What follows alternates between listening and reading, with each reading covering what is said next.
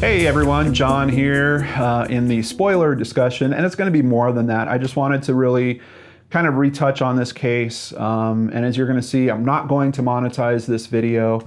I'll try to monetize Itchy Mysteries, but knowing YouTube, they're going to demonetize it because I said the 2 words that you're not supposed to say on YouTube, Elisa Lam, even though it's a review about someone else's product, but whatever. So where did I feel like the TV show not really match up with what I know about the case? First of all, I can tell you the exterior shots they got from the Cecil were great. You could tell they took a drone there and flew it all over that place, got a lot of interesting shots. But the interior shots look nothing like the Cecil Hotel. The desk is nowhere near the front door as they've depicted it in this show. The big lobby that Elisa talks about in terms of it looking like something from The Great Gatsby isn't featured in this show. The hallways don't look like the real Cecil Hotel. The rooms don't look like the real Cecil Hotel. There's no information addressing the fact that there are dorm or hostel type rooms where multiple people are sleeping in the same room, which is a key piece, and they completely missed it in how they retold Elisa's story. So they just kind of make it seem like she came to the Cecil Hotel, that she came to the front desk and asked for a room. We know that that isn't the case. If you look at the court documents, she actually booked the room online and then came to check in. She booked a shared room, and then the people got upset with her. And for some reason, on the last night, the night that she actually disappeared, the hotel management had decided to move her into a private room. So she probably never actually slept in a private room at the Cecil Hotel. Some other things that came up.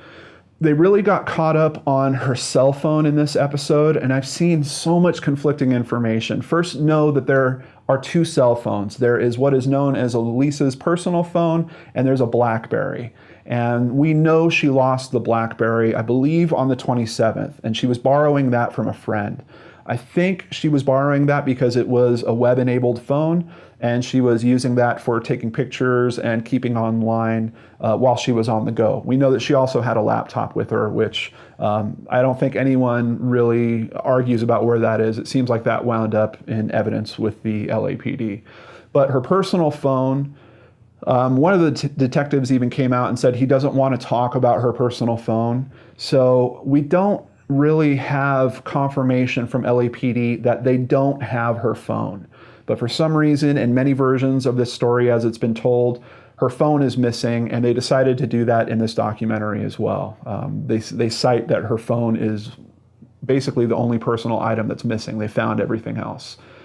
It's debatable for me. I don't know if I would have included it in this version of the story, but I think it made an interesting development because they tied that to a phone call that she made to someone that she had just met when she first came to LA, which I do find a bit intriguing, but that guy was cleared. He had an alibi, so we know that he didn't have anything to do directly with harming her in any way.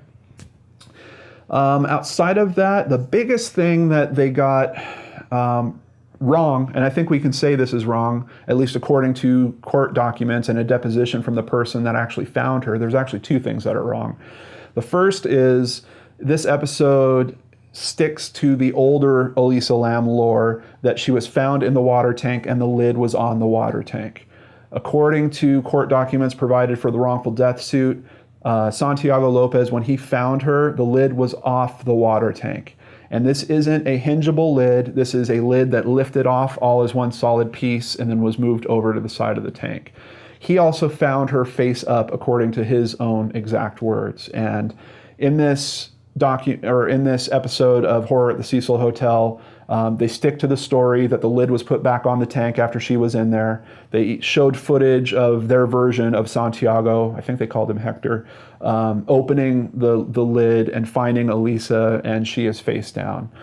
It's interesting that she's face up because in most drowning instances, the body will turn face down because of the way that the arms and the legs are jointed. It's just a matter of gravity, really, that gets our bodies to roll at some point. So that does raise some questions for some people about Elisa's death. You know, why was she found face up in that water when she had been in the water for, many, many days? So it's a bit of an interesting question. That's probably the only thing I was really disappointed in, I guess I would say, in terms of that episode, is that they held on to that story about the lid. I think I know why, because the story is significantly more interesting if you have the mystery, and I know because I went through this when I was looking into it for myself. If you have the mystery of how did a girl get into an 8-foot high water tank, pull the lid closed on herself, which was not a hinged lid, which makes it even more difficult, weighed 20 pounds, and she's got to get her whole body into the water somehow, slide this lid over, get it to fit on the lip properly because it's square, it's not round, and then close properly on her. It does make for a much more interesting story. And I guess we do have to consider the possibility that Santiago may have lied about the lid, perhaps to try to absolve the hotel of some level of responsibility in some way. I don't know if I believe that. I think personally, I believe that the lid was off the way he says it was. And the mystery of her putting the lid back on herself doesn't really exist. All that being said, and I said this in the review, I think they did a very good job giving a primer to the Elisa Lam case. Hopefully that will capture the interest of a bunch of people that may have not heard about the case before, and if they really want to dive into the details, they will tune into channels like mine where we're able to spend much more time not worrying about trying to grab the public's attention every few seconds and make sure they can get through the ad breaks full of toothpaste and KFC and Starbucks commercials or whatever the heck they're showing on cable nowadays. And hopefully come into these forums and be part of our conversation on those elements of the case. So all in all, I appreciate what they did. I'm really happy to have been a part of it. I'm glad that they used a little clip from my channel in there. I just wish they would have taken the opportunity, which I was very clear with them about, that if there was anything I could do to help them in terms of the information they were gathering, to just let me know. And of course, I've got 15 episodes out there. It's a lot of information for them to absorb. I really doubt that they even watched all those episodes. I just would have loved some input to help them square up at least the lid thing, because that's kind of a major point of this case that people get stuck on, and then you find out once you really dive into it that the lid really doesn't have anything going on in this case. So outside of that, this past weekend was really interesting. It was like this weird energy that was kind of just buzzing around me and the channel and this Elisa Lam case. I hit the 40,000 subscribers first. Thank you guys so much. It blows my mind. It blows my mind that there's that many people out there that are now subscribed to the channel, that are checking out this content, that care this much about these cases. It lifts my heart to know that you guys are out there. So I had that happen, and it happened when I was literally flying to LA to shoot scenes with the guys that are producing the kickstarted Elisa Lam documentary. And right before I left for that flight, I got an email from the production company about horror at the Cecil Hotel saying, "Hey, John, the episode is coming up on Monday." They were letting me know basically what the show name was, because when they were first talking to me about it, they didn't even know what the name of the show was going to be.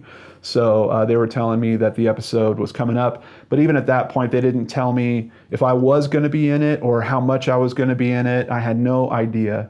And just let me be very, very clear to you guys about this, because I saw a comment thread on that Elisa Lam documentary that was released on YouTube a couple months ago, which I thought it was decent, but obviously if you watch my channel, you know that that's not my thing, presenting information in that way, but whatever. In the comment thread there, people were really getting some stuff wrong about my level of involvement with the Kickstarter documentary, and then making comments about, who needs $30,000 to put together when you can make this type of documentary about it.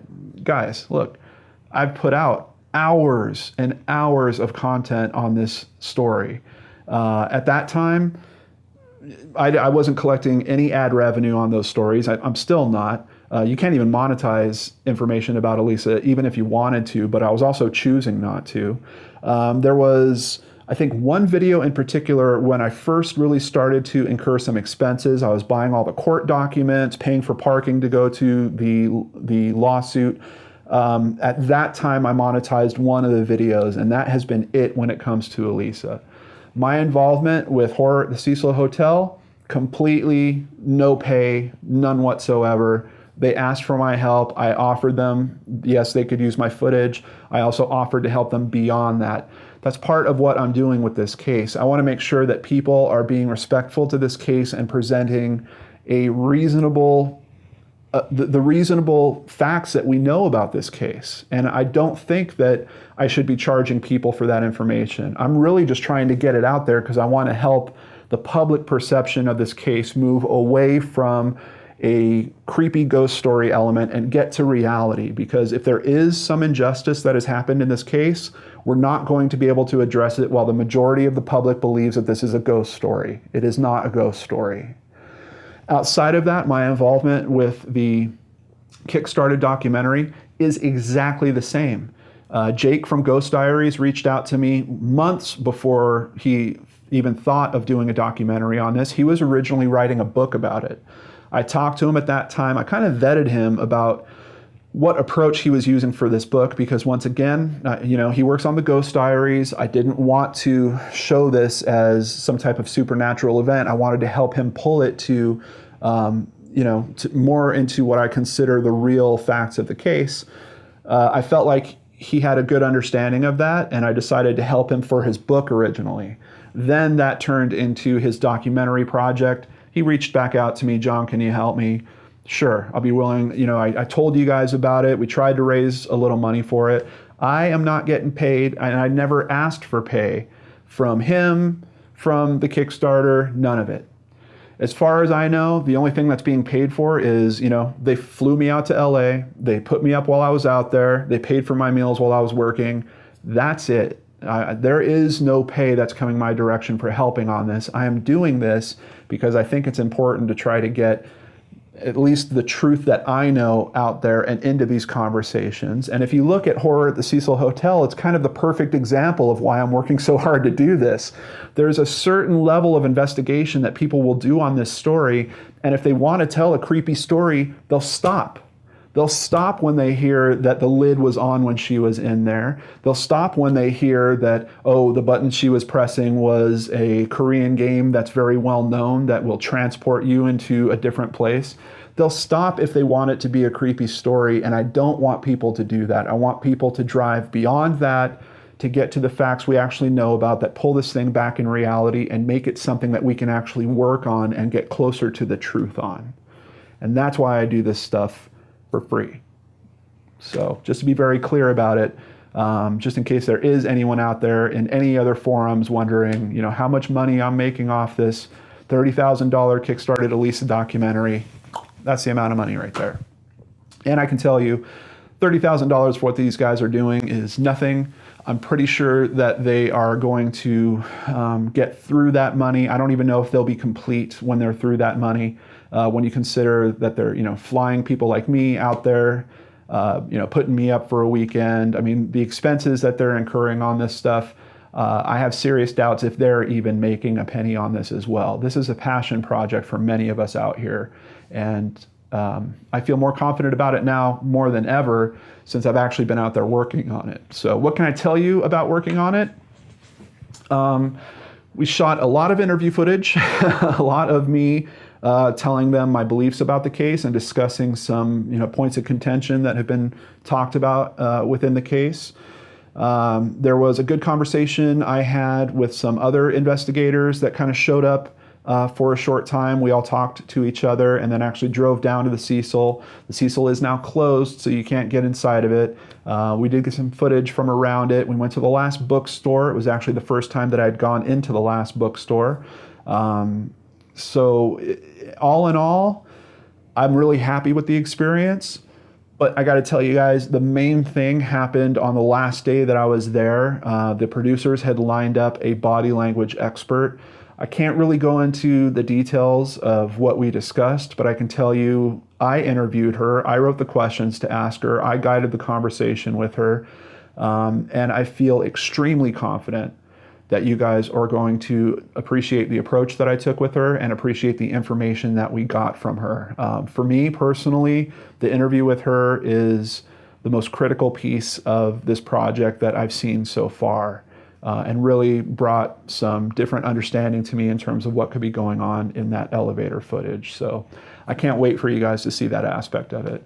And I believe that we might not be done. I think that they're potentially going to come out here to my studio, possibly to shoot more a little near the end of their production schedule on this. I know many of you out there are wondering when we're going to see this. I asked Jake about this.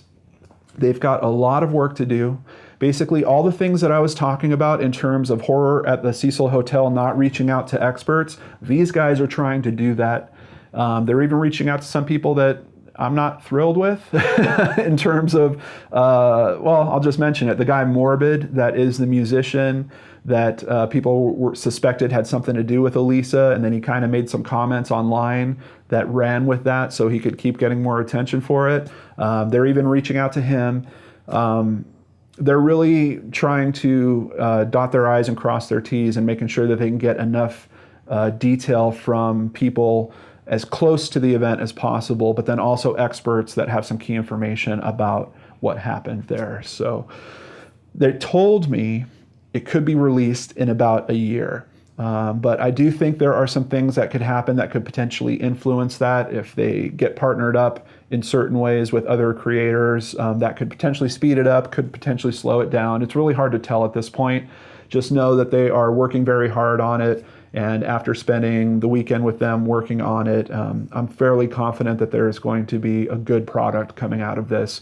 I think all the backers of the Kickstarter out there are going to be very proud of the approach and the care and the work that is going into this. So that's where I'm at with it right now. Hope that's enough info for all of you guys. Thank you so much for hanging out with me on this video.